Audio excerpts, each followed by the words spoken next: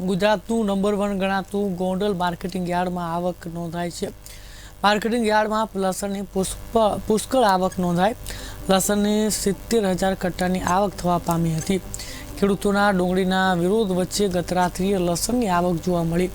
યાર્ડની બંને બાજુ 3 થી 4 કિલોમીટર લાગી વાહનોની કતાર।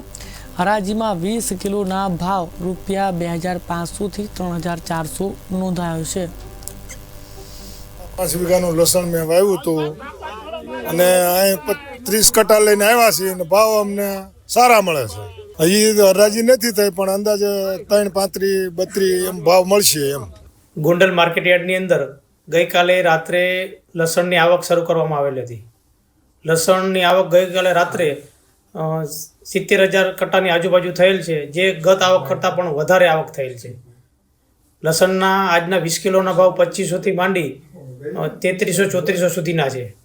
લસણની આવક જગ્યા ન હોવાથી હાલ બંધ કરવામાં આવેલ છે, જેની દરેક ખેડૂત ભાઈઓ ખાસ નોંધ લે।